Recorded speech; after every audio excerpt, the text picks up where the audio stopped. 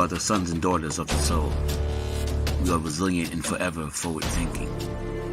We ask for nothing else than the opportunity to live and to create the lives that we were meant to live. We want nothing but an equal chance at options and possibilities. The same possibilities and options to live out our potential as our fellow man. We want to be heard, understood, and expressive in our reality. We are the future. We are the creative. We are here.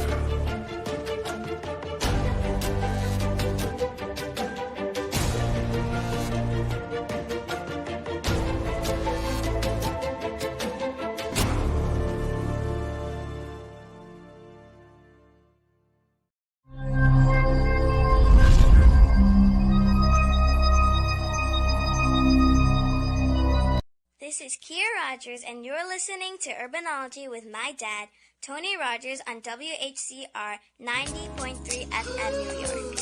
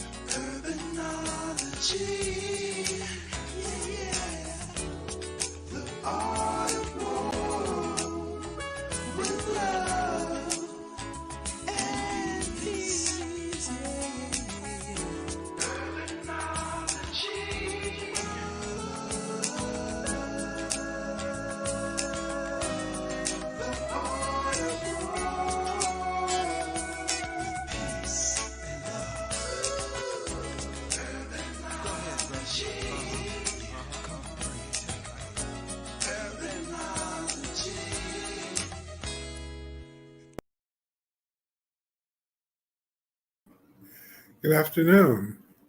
Happy Kwanzaa. This is the first day of Kwanzaa, the day of unity, Umoja, and it's something that is always good to begin where a lot of things end, which it's, I guess, a way of looking at our African heritage, those who, and then the diaspora.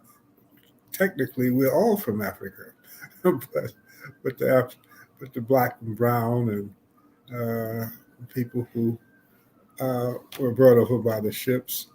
This is a way of beginning to give them something to look at. In Africa, the harvest is beginning, and these are things that was not necessarily taught when I was in school, but I'm glad that these concepts are beginning to take hold now. It's very important.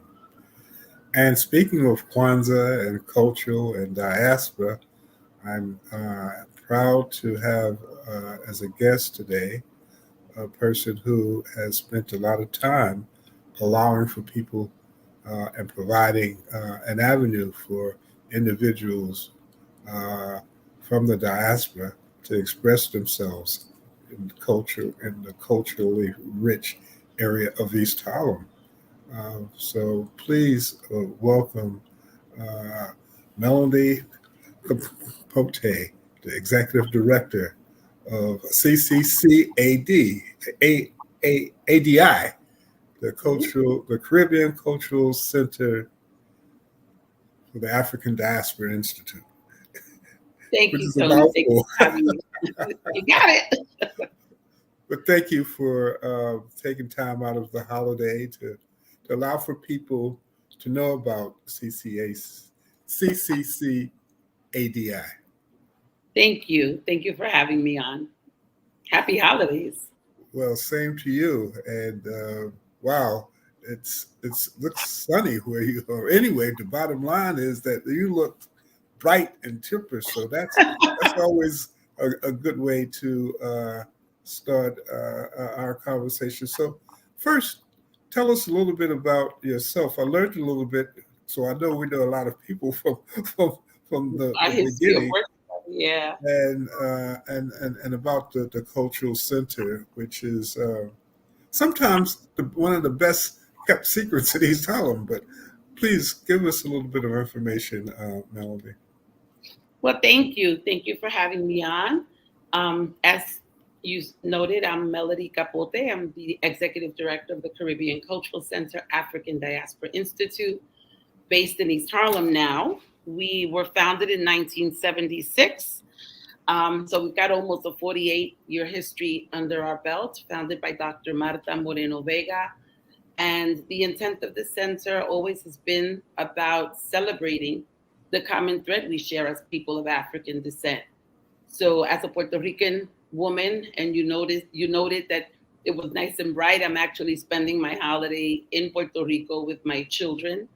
And being also New York born, of parents and grandparents who were Black Puerto Ricans, I consider myself very fortunate in having been raised in a home or in a family where Blackness was celebrated. We all talk about the different shades and the different ways we show up in our very own families, but it couldn't be truer in my own family. On my dad's side, his father was born in a town here in Puerto Rico called Loíza, which was one of the entry points of enslaved Africans into the island. And my mom's family came through the south of the island or through the west of the island. And so there's always been this connection for me of understanding our culture through music, through food, through spirituality. And so at the point where I come to the organization, Dr. Vega is also my aunt. My mom worked with Marta as her deputy director for many, many years. So when I came to the center, I actually worked with Marta and my mom for about 25 years before my mom retired. And upon Marta's transition away from the organization, I was named by the board of directors as its new executive director. So of the 47 years of the center, I've been affiliated with the organization for 40 plus years. And we're now, we've had we've had a few locations. We started in East Harlem. We moved to, we were on 116th Street and 3rd Avenue for a while. Then we moved over to the East Side, where we were housed at an organization called the Phelps Stokes Fund, which was an African student exchange fund back in the 70s, 80s, and 90s. And then we had a small brownstone on West 58th Street, what used to be called Hell's Kitchen, but as everything that is happening in our communities, right. It's not termed Hell's Kitchen anymore. And as that community started looking different and changing, we had the opportunity to come back to East Harlem, where we won the request for proposals for a firehouse on 125th Street between Lexington and Park Avenues that we've now converted into a state-of-the-art facility that celebrates African culture from throughout the diaspora. It's a beautiful new home that everyone who comes in just kind of says like, gosh, this feels good. This feels great. And it's a place where we see ourselves every day on our walls, in our gift shop, and reflected in our staff as well. Well, it's always a pleasure. I kind of remember back when the center started. Marta Vega was a lecturer. I was in an organization called Blafrica Promotions. And Blafrica, we used to take people, Sonia Sanchez, many different people to different college campuses to talk about history. And one of the things that always was important for me to hear is how the relationship between Africans and African Americans, Caribbean Americans, including people from Puerto Rico, people from Cuba. It is something that, as we had talked about, was not always brought together. Matter of fact, there was a divide and conquer kind of a concept that has lasted And the cultural center was a major factor in helping to bring people together. Allow for the viewers to understand what takes place at the cultural center and some of the things you're looking to do. Sure. I mean, to your point, Tony, I grew up at a time where Black and Latino studies or not even Latino studies, then it was Black and Puerto Rican studies at the city college level were electives, right? These weren't things that you studied as kind of really important history or cultural contributions at all being discussed that included us, that looked like us, that spoke about us. And so the work of the center really does use an Afrocentric lens for telling our own stories. We were talking about this a little earlier offline, where, shows like yours, right? Radio programs, TV programs that really speak to our history as told by us and as documented by us. And so the center has become a telephone, if you will, of connecting communities of African descent, not only in the United States, but globally. And so we can speak to the ships making very many stops, and we can talk about the differences of colonization and other things that have been not only imposed upon us, but those things that we brought as a people that were taken and ripped away from us. And the center's work, I like to refer to us as a sunflower, where the core of the sunflower is culture. And our work has been to replace the petals on that sunflower that have been removed. So language, food, art, people tend to use art and culture interchangeably, and they're not. Art is a part of culture. Spirituality, ceremonies, ritual, all of those things that we brought as a richness, as the richness that was our culture and that was taken. The work of the center has been to repair that and to reinforce it and bring it back. So from scholarly lectures that we do, concerts, conferences, in-school programming, we have a young women's leadership program that we call Sankofa, where we are building the next leaders of women, young women, to understand the role that we as women do play as culture bearers. Right? From the point that, we have children in our wombs, the first drumbeat they hear is their mother's heartbeat. Right? From the time that we're born, the storytellers, the songs, the prayers that we hear are usually that connection, that maternal connection that we have to our mothers and our grandmothers. And so while storytelling now has become a very kind of popular, everyone wants to be telling stories, this has been our work throughout our history, to tell the stories, to document the stories, to promulgate the stories, to promote the stories, that what we bring through art, through culture, through food, through language is a richness that has been denied us long enough. And so we are saying, grab it, taste it, speak it, dance it, sing it. And most importantly, look at the commonalities we share as people of African descent. So whether you are from Puerto Rico, Jamaica, Trinidad, Brazil, Colombia, Haiti, there's more we share in common than different. And our root culture is Africa. And we need to stand in that and claim it and celebrate it. So through our work, both celebratory and festive kind of festivals and concerts that we do, we also come into the classrooms and use different language, different pedagogies, different curriculum to speak to, no, slaves didn't come. Enslaved Africans were brought against their will. Right? And that's a different way of our young people even seeing themselves. We don't always, we don't want to talk from a deficit lens. We're talking from a lens that says we came as a powerful people. We came before we came against our will. And in fact, we're still here. And that in itself speaks volumes, because we're not supposed to be here. We're not supposed to be here, and yet here we are. So our work celebrates that. Again, we're located now in a renovated firehouse on 125th Street between Lexington and Park Avenues. That's no mistake. We intentionally wanted to be in a space where we had access to communities east and west, up and downtown, and kind of break those barriers of saying the kind of brown black conversation or highlighting where we're different. We really look to celebrate where we're the same and how we're the same. And it's very easy to get to. The number 6 stops about a block away. So the 4, 5, and 6. The 4, 5, and 6. That's true. Yeah.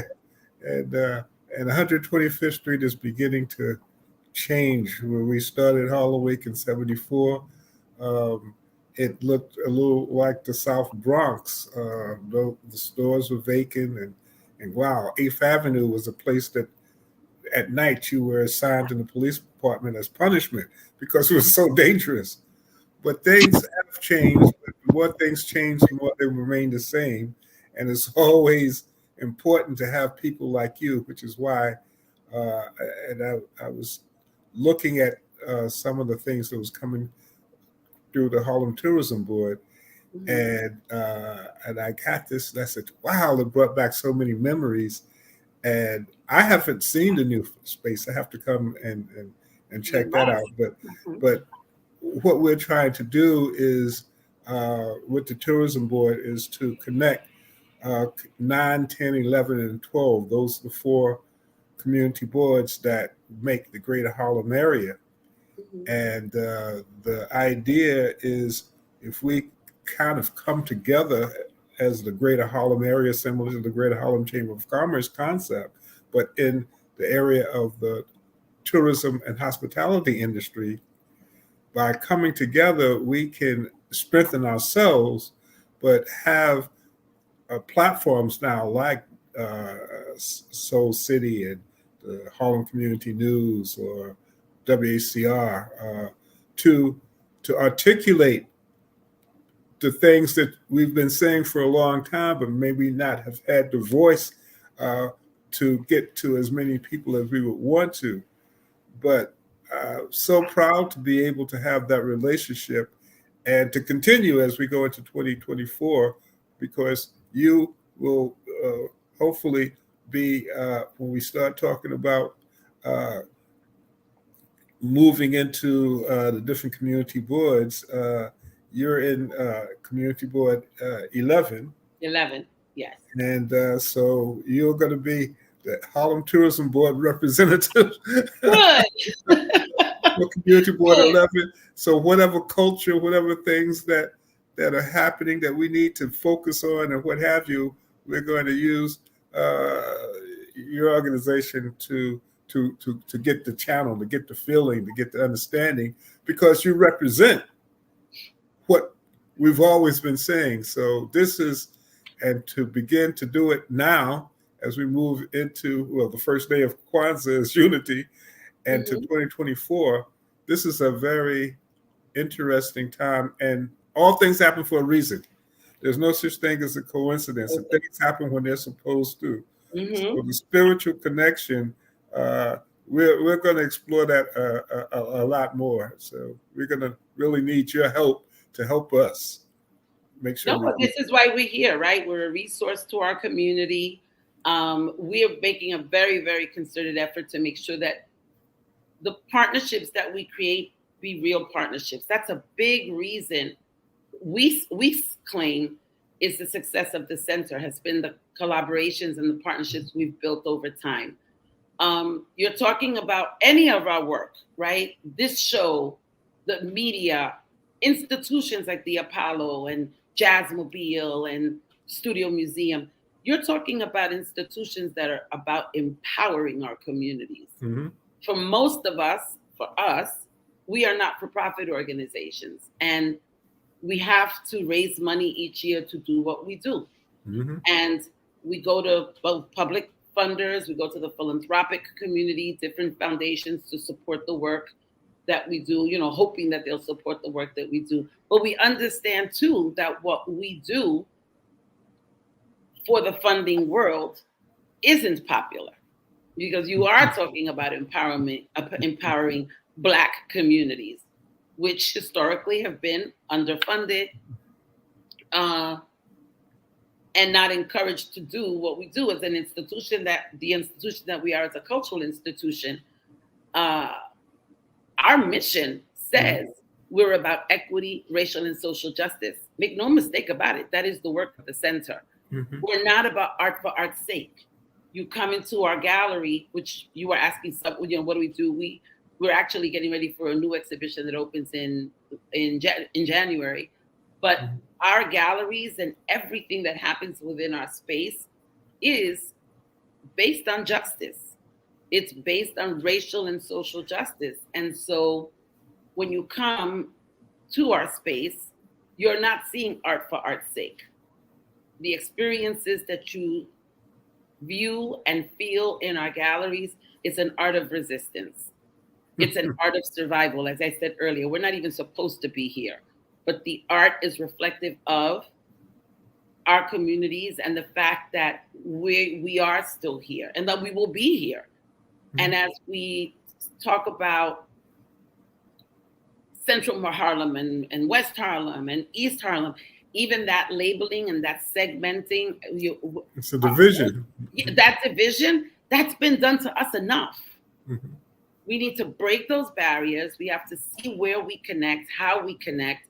We can also agree to disagree, right? Because we're not always going to agree, no matter who's right or wrong. We're not always going to agree. But there are certain things about who we are and what we stand for as people of African descent that we have to rally around, that we have to support each other on. And so our hope is, while we're all the way on the east side of 125th Street, is being able to find those connections where we're cross-promoting one another's work, cross-promoting one another's organizations, that we're partnering. We've partnered with the Apollo, we've partnered with Jazzmobile, we've partnered with the Schomburg, we've partnered with Studio, building these connections that don't, not one outshining the other, but that we're lifting one another. And that in fact, when we're able to see greatness in the other, right, in that other institution, that we call it, right? We're able to, man, what a great show, or what a great festival, or really being able to recognize that, we're not in competition. We're all running a very long race. Even as we speak to how generationally, as leaders of institutions, as I prepare for my transition out in my retirement, making sure that we have cultivated and developed a leadership from within the organization, from within our communities, that it doesn't become a heavy lift for us. We're able to easily say the organization is going to survive, and all of these institutions that I've named and more, that they're going to survive and they're going to far outlive us. That's what the purpose of establishing these organizations is about. It's not to shine a spotlight on us for a moment.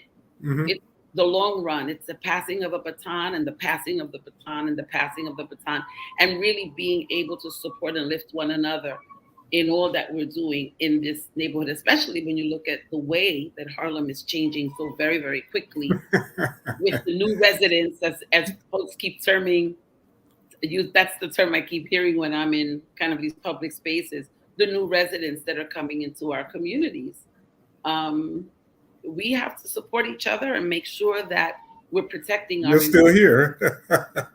Now, give us a little information about some of the different, you have an art show exhibit coming up. We'll talk about that, but so that people can understand some of the things. You have concerts, you have lectures. Tell us a little bit about some of those things, so if people want to get involved, they'll know how to.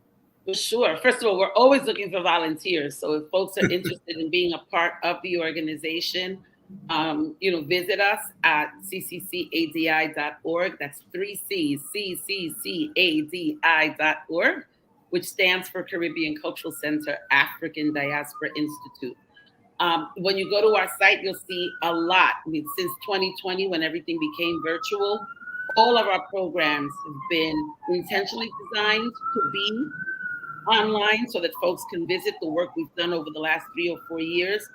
And we continue to, while we're back in what is a hybrid model, we're in the building 3 days a week, Tuesday, Wednesdays, and Thursdays. All of our programming is online, and wherever it's hybrid, folks can come to the actual space and also view programs in real time as we're doing now, kind of this live stream. But we're also online at both our website. We have a site on Facebook, and we also have a YouTube channel. So you will see concerts. You'll do every summer. We do the Afri Bembe Festival in East Harlem, where we are introducing to the East Harlem community again those kind of similar ways that we celebrate one another. We started out when we first came to the space about 15 years ago, to the area 15 years ago. We were part of a 3-day festival called the Loíza Festival. And Loíza is a town in Puerto Rico where enslaved Africans were brought in. And a few of these families that moved to East Harlem back in the 40s and 50s started this festival on their own and had actually secured a 3-day permit to do the festival. And it was a celebration of all kind of Afro-Puerto Rican traditions. When we came up about 15 years ago, the founders of the festival were all aging out or transitioning to spirit. And they came to us and asked us to help save the festival. And we did that for about 7 years. The last of the elders passed away, and her family decided they wanted to close out doing this particular festival. And so we came back with a festival we call Afri Bembe, and it's introducing the East Harlem community to African traditions that they might not necessarily be familiar with. So on the stage, when is that festival? What is it? An annual date? Well, the date changes, but it's always the second Saturday in August. And there's a real possibility this year that we're going to make it a 2-day festival, depending on how we secure the funding. But, on a stage, you'll see music and dance from Puerto Rico. We can't ignore the neighborhood we're in, right? So there'll be music and dance from Puerto Rico, groups from Africa, from Jamaica, from Haiti, from Trinidad, from Brazil. That's the main stage. Our children's village does mask making and arts and crafts, all grounded in the African experience. Vendors and foods. I keep mentioning food. You have the plantain, which is very familiar in many of our communities. So you have the plantain in Africa and a food called fufu, where in Puerto Rico we call it mofongo, where in the Dominican Republic they call it mango. It's the same plantain. Same plantain. Similarly, so it's kind of, same pot, different spoons, right? And so once we understand that in our foods and in our music, the universality of the drum, right? The drum being used, for festive occasions, used for ceremony, used for funerary rites, the universality of the drum, even in Asian and Native traditions, looking at that as a central way of always having been. We were denied the drum for so long, right? We were not allowed to drum. The fact that we've been able to reclaim it and retain it becomes a big part of why Afri Bembe, for Africa, Bembe meaning a jam. So it's like a big African jam that we produce, a day-long event that really gives folks an opportunity to taste the flavors of the diaspora from our vendors and view and participate in the music from the main stage, where you'll see people going, that sounds familiar, right? That either that rhythm or that word, because there are even words when we talk about Latin music, the mambo music. Mambo is an African word. Right. Rumba is an African word. And the drums, all of those types of things. Conga is an African word. So, folks start to live the experience. We kind of become these living, and I say that to people who come to visit the center, because we're not a museum. We don't have a collection, and our exhibitions change quite regularly for that very reason. It's being able to give our audiences an opportunity to experience different things from within our culture that you might not necessarily have access to otherwise.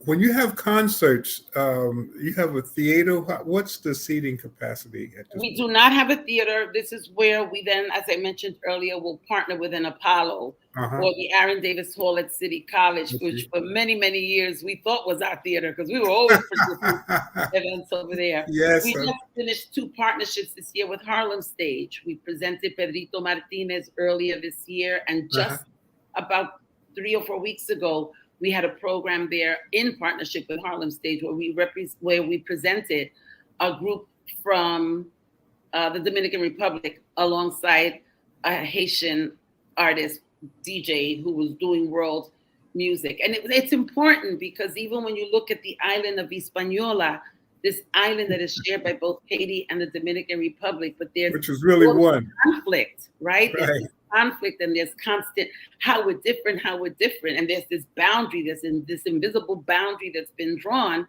and we're saying, And it's invisible.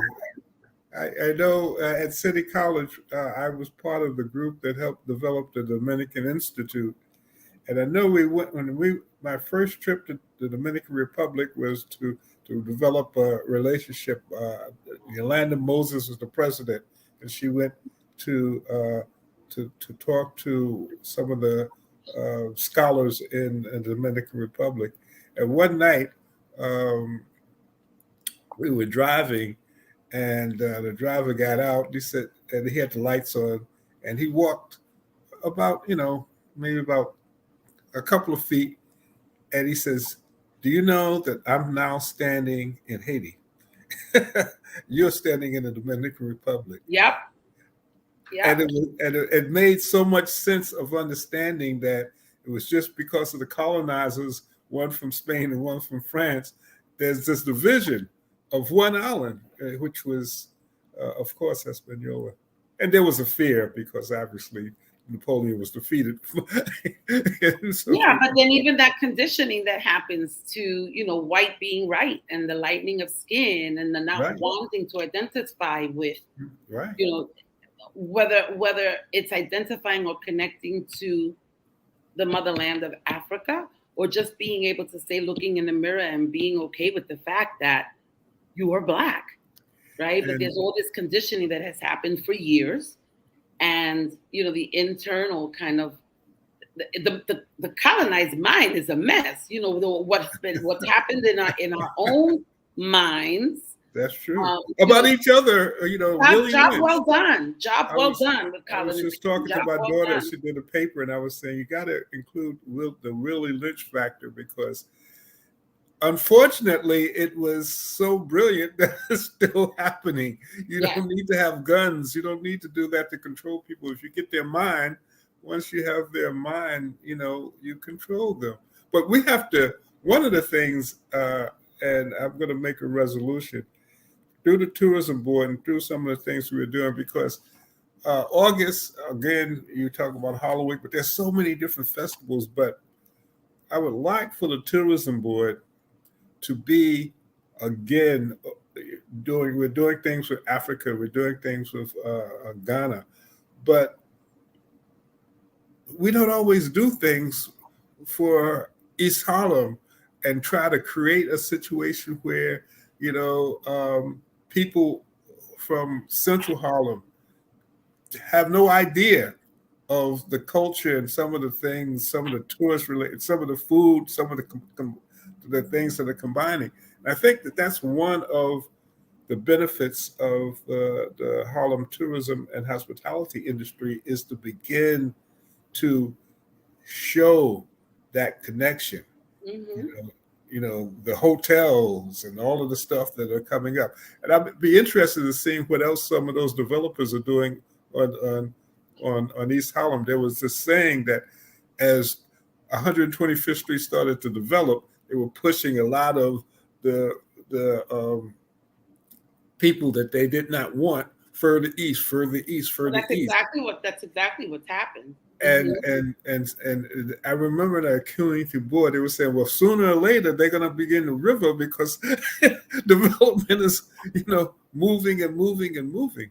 So what are some of the things that are taking place in East Harlem, especially on 125th Street?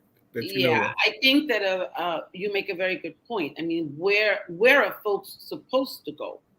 And this move, we come to 125th Street, and I look at this situation through a very different lens. And everyone who comes to visit the center, when we do a welcome or I do a welcome, I remind them that what is happening outside our doors, the drug addiction, the homelessness, the mental illness, that could be any of us. That could be any of us. That could be any of our family members. So before we start throwing shade, before we start, you can't look at, and I'm talking white, black, doesn't matter where we're from. When folks come to visit us, that's the first thing I address, because I know that people get shook when they see what's happening on East 125th Street. But let's not forget that on that same strip, there are 4 methadone programs. There is no mental illness treatment that's consistent. Our neighborhoods have been kind of the places the dumping ground. The dumping ground, which you have the homeless shelter on Randall's Island that comes and drops the men off on the corner of 125th Street and Lexington Avenue every single day to look for work. Right? So there's a imbalance there in what is now kind of these developers coming into our neighborhoods on steroids, because there are 11 developers in East Harlem right now, today, working and building and tearing down and building up. You have the developers coming in, and then you still have this community of, unfortunate people in the community who where are they going to go? Where are they supposed to go? And when we talk about offering assistance and help, where is it? Because we see it every single day when we come to work. So that's one. Where are we sending folks? We talk about affordable housing. There is nothing affordable about any of those developments coming up. None. We know that the average income in East Harlem for a family of 4, the average income is $32,000. Who lives on $32,000? And so when you look at the rate sheet for the affordable housing in these new developments, no one's in that that bracket. Yeah. In that bracket. So where are folks supposed to go? Just before COVID, I was meeting with as many of the developers who would hear me, and I show up like this all the time. Meeting with them and saying to them, how are you showing up as a good neighbor? How are you showing up as a good corporate partner in this community? Because you're coming in on steroids. You're coming in and you're just tearing stuff up. So some of these developers have worked out arrangements where they had to make space available to not-for-profit organizations. This was got nothing to do with me. This was just kind of worked out, I guess, through city council and all of the folks to do what they do when negotiating these deals. And while we are presently on 125th between Lexington and Park, we've just secured an additional space on 3rd Avenue and 126th Street, which was given to us by one of the developers. Nothing is free, so it's not totally free, but it's a space that we are now calling the Institute for Racial and Social Justice in Arts and Culture. And it'll be a workspace for artists of color, yes, specifically dedicated to artists of color, to come in and rehearse, work, present, co-work, practice, be trained. We're providing technical assistance on intellectual property, how to write a proposal, developing marketing material for themselves. But a big part of what this new space will lend itself to is the Entrepreneurial Assistance Center for Artists of Color. It's going to function kind of like an incubator that will prepare artists to not to be in the workforce space. They are the workforce space. And so we're using this opportunity for them to have a space that is either affordable or low cost. We're hoping to keep it, low cost or free. We're hoping to keep it free, but a space where these artists will be able to come together to rehearse, to present, to create together. We're having a digital media center as part of this, because many of the artists are saying, they want to be able to be in this space, right? StreamYard and Zoom and the whole wide world web. but protecting their property, because once it's out there, you know, it gets usurped, it gets used, it gets stolen. So we're helping to provide the technical assistance to help them protect the work and to help those. And this has been a direct response to artists. So we didn't pull this out of the air.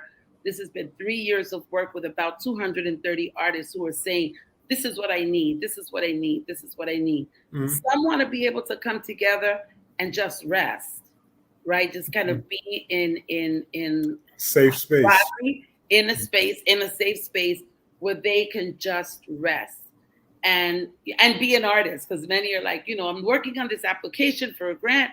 I don't know how to do a budget. I don't know how to write about myself. I just want to do my art. And that is what the artist should be doing. And what we did see and what we know historically, Tony, through the art lens, is that our artists are the activists. They're the ones who are, we all have that voice, we don't use it. Our artists use their voice, whether it's dance, through poetry, spoken word, through visual arts. Last poets. Exactly. The last poets, the welfare poets, you know, Abiodun. I mean, any number. Look at the space that is the New Yorican Poets Cafe downtown. I mean, you just have all these places where artists have been able to use their voice and their talent, their creative expressions to speak on positions that many of us choose not to speak on. You know, and where else? But where better than during the lockdown, where streets were converted into Black Lives Matter visuals. Matter of fact, Nicole Evans is. Well, I know at one point she was on the board or involved with the center. She's on my board. She's on the board of directors. Yeah. She's also on the board of the Harlem Tourism Board. So we're developing some interesting connections, and this is the first of many, because the idea and it's been with me, but sometimes things have to happen so that you can understand why it was with you for so long. But this is a conversation that should be considered. There are so many things that now that we have certain types of vehicles to promote, there's so many things that I would like to make sure that we learn about and talk about that we just don't know. And we're just talking about, again, the division, but just for the sake of explaining, Community Board 10, Community Board 11, it's almost like we were talking about Haiti. I mean, you know, you walk across the street of Fifth Avenue, you know, you're in a different community board. so the idea for us not being able to connect as much as possible now, we can solve that issue, and I think that it's important. Are you working or do any type of work with the Harlem Arts Alliance with Vosa Rivers? Absolutely, we have a very long history with Vosa. Right. Yeah, because of Mata. It's been a very long history. And I think, what about Silicon Harlem? I actually, when we started our youth empowerment program, we had a program called Apps Academy, and we worked very closely with Clayton Banks in training young people in creative. What we did through that program, and we're actually reactivating it, we have done, the young people created an app where we landmarked spots in East Harlem. And with your phone, you could take a walking tour of East Harlem and call up images, the corner of 111th Street and Madison Avenue where Tito Puente lived. You know, you call up the app and you'll see a short video of Tito Puente playing timbales. You'll see Little Boy. And this was all done with the leadership and the partnership of working with. Yeah, we're looking to do some more of that type of stuff. There's a lot of those things now based on AI and the virtual stuff. There's a lot more, and that is very important for tourism. We have a little bit more time. Are there any shout outs or people that you might want to say, hey, thank you for helping us, so that we can know, you know, who's been able to help you get to where you are? But if I start, I know I'm going to forget. You'll get in trouble. I know that. But I don't want to do that. But I did mention some of the partners earlier. right? We are working closely, and we've just been always kind of in the same circles. Sade over at the National Black Theater. Mm-hmm. Yeah. You mentioned Nicoa Evans, and we've been a part of her Harlem Park to Park since almost its inception, I want to say. And with her too, I went to her and said, "Hey, why does this stop on Fifth Avenue? We're on the East Side. Come." And so you made a point of saying you're making a resolution to make sure that you're reaching out and working more with East Harlem and with us. And I want to make a promise to you that we want to do the same. We want to assure that this is going to continue, that this partnership will continue. And I want to thank you. I want to thank you for reaching out to us, based on an email you got, I think, from my executive assistants that simply said, how do we become part of the Harlem Tourism Board? And that was maybe 2 weeks ago, and here we are. So I'm just as dedicated to wanting to connect with you. I know I've got my friends in Central and West Harlem. That's never been an issue. It's how do we build on that and assure that the partnerships and the support that we provide to each other continues to be all that it can possibly Plus, be. it helps us. It makes us all stronger. There are a number of things, and as we move into 2024 and 2025, it's these numbers. It's hard for me to believe, that it's been 50 years for Halloween. But what you said is very true and something that I believe in. We have to create the each one teach one mindset. We have to create, because obviously we have to go. I want to be on the beach someplace close to where your family is, in a couple of years, or in Africa or someplace, because I paid my dues 50, 60 years. That's, it's time to relax. But we have to make sure that wherever we are, we know that we have laid the groundwork. We have started working with people who can continue. That's why conversations like this are important, because it's recorded. Who knows what they're going to say, many years ago. Arturo Schomburg, people didn't understand that connection, but now we can make that clear. And that's why it's such an honor to have you and to talk to you, because you're bringing back so many memories, Felipe Luciano and many of the people that, talked about the same things. I was in the Panther Party, with Jabal Joseph and the Young Lloyds, and we took over Lincoln Hospital and all of those types of things, are things that kind of got lost in many ways. We don't do it, but this is a time to bring some of that back. Unity, the first day of Kwanzaa. That's our job as elders. It's absolutely our job. Tony, can I take a few minutes to talk about the Sure, please. So in February, actually mid-January, but I'll say for February, we're opening our new exhibition, which is called Lakai Salakai, which means home is home in Haitian Creole.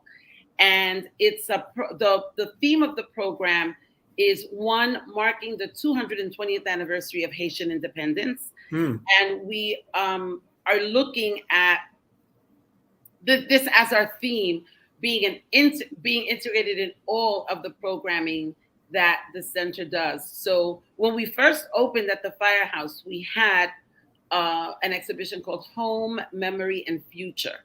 And we hosted about 8 artists in our galleries, all of whom had grown up in Harlem, East-West Harlem. And what they brought was their vision for what home meant to them. And for many of us, I remember my grandmother being on 102nd Street between 1st and 2nd Avenue, living in a tenement, the plastic on the sofa, the colors of her walls being pink and blue and yellow, and not understanding as a kid what that meant. And it wasn't until my first trip to Puerto Rico, being on a plane, traveling with my mom and seeing the colors of the houses, that I was like, whoa. And my mom, and I was maybe 12, and my mom saying, and this is why your grandmother's house looks the way it looks, because in contrast to the brick and the gray and the cold and the snow of New York. This is what she's created for us in her home. And so we did that home exhibition when we opened at the new space in I think it was like 2016. But now this exhibition is focused on home, and it will feature, if I'm not mistaken, it's 10 artists of Haitian descent. And what we want to do is use Haiti's history to serve us as a blueprint for how the African diaspora has, will, and continues to hold on to home, acknowledge the work of our ancestors, the history of our ancestors, as we remember. And I like to say, we have to remember to remember. Wherever we establish, that's true. Because we move on up, right? We move to new communities, we get these great jobs, we have this great education, but we can't forget those opportunities weren't there for us not so long ago, right? And so as we progress and make kind of these strides and define, however one wants to define success, but we have to remember, like it wasn't so long ago when this was not achievable. This wasn't easy. And so the exhibition will run from early February through June, will be accompanied by a myriad of public programs, from performances to talks to artist talks and presentations. So I encourage everyone again to visit our website, cccadi.org. The exhibition was planned to open now in January. We've had to postpone it just a little bit. So it's Black History Month. But I think in time for Black History Month, again, this lens that we use of, even in the schools still, Black History Month kind of being this, the cotton picking South experience, as opposed to understanding that we're talking a history, a Black experience that is global, that we are present everywhere. And wherever enslavement and freedom for Black people has existed, we need to acknowledge that, and that we are capable, we are successful, we are claiming what is ours, and the wealth of this country is built on our backs. We can't deny that. We know that they just uncovered recently the burial grounds on the east side, the African burial grounds in the bus depot on 126th Street and 2nd Avenue. I didn't know that. Yeah, the Harlem burial grounds have been uncovered right up the block from us on the east side. That's interesting. We have to talk more, because there's so many things. Matter of fact, and this is, I don't want to preempt Chancellor Banks, but the public school will soon have a wonderful way of understanding the diaspora through some of the materials that they're putting together.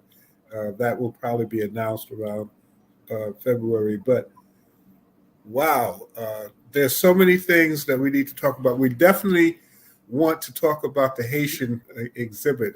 I would like to do some marketing, an article about the revolution, because a lot of people are still in that. There was just a movie. I was wondering, when they had the movie about Napoleon recently, I was wondering, were they going to talk about how the Napoleon army was defeated in Haiti? But they kind of left that out. No. But it's been such a pleasure. This is, again, thank you so much. Thank you. I don't want to take you too away from family and the beautiful sun. What's the temperature there now? It's about 80. Oh goodness! But it's already for us. It's going to be 6 o'clock. So because we're an hour ahead for part of the year, so it's already kind of cooling down and getting dark. But we're going to go out for dinner. And it's been a pleasure. I will make sure that we get together. Sometimes when we get better, we can go over and have a brunch at the new hotel on 125th. I would love that. And again, Tony, thank you for having us and kind of generating this conversation. When the exhibition is ready and we have the full program, we'll share with you. But if we could come on again and really talk of about course, really break out on programs that are planned. And especially on the radio. And matter of fact, I'll make sure to WHCR we have a large Latino audience. Before the Dominican Republic had a voice in Harlem, WCR became that voice, and it was a tremendous assistance in so many different ways. So we will make this happen. We will begin to help promote the things that you're talking about, because what you're talking about is what we're talking about. It's almost a different name of plantains. They're different names, but they're all sweet. So that's how we have to the relationship. Thank you so much, Melanie. Thank you again, Tony. Please, and one last thing, if you want to make a contribution to the center, can you do that on the website or website as well? You'll see the donate button come up a couple of times. So, we talked a little bit earlier about the funding, and one of the things that is always kind of addressed to us is, where's your community supporting you? Where's your community supporting you? Mm-hmm. And we don't show that in our individual donorship. It's something we're always working on building. So any contribution that you can make to help support us it's greatly appreciated. I like to say, give.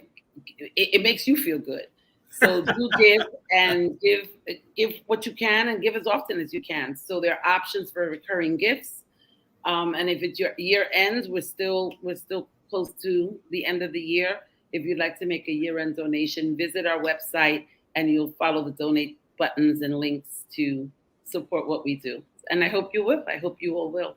And we welcome you as a new member of the Harlem Tourism Board. So, thank you so much.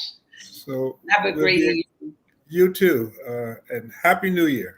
Happy New Year. And of course, Happy Kwanzaa. This is the first day of Kwanzaa. It was a fitting time for us to have this conversation. All about unity. Take care. Bye. Enjoy. You too. See you when you get back. And that's pretty much, wow, that was an amazing conversation with an amazing woman talking about an amazing organization. And that's part of what the Harlem Tourism Board will continue to start to do in 2024, is connecting the greater Harlem area, literally the community boards 9, 10, 11, and 12, so that we can begin to see the many different things that the Harlem tourism and hospitality industry can bring. So happy Kwanzaa to you all, and we will be back. I have to talk with the crew. I'm not sure where we're going to be next week. Maybe we'll be here, but definitely we'll be here the first of the new year. So we'll be back soon. So again, thank you so much for your time. This has been a good year, and next year is going to be even better. So if for some reason I am not able to see you before the new year, Happy New Year to you. Be safe. And we're going to do some real interesting things in 2024. So make sure that you keep us on your mindset. Take care. And again, thanks to the Soul City team for providing this opportunity. Take care, be good, and be safe. This is Kia Rogers, and you're listening to Urbanology with my dad, Tony Rogers, on WHCR 90.3 FM, New York.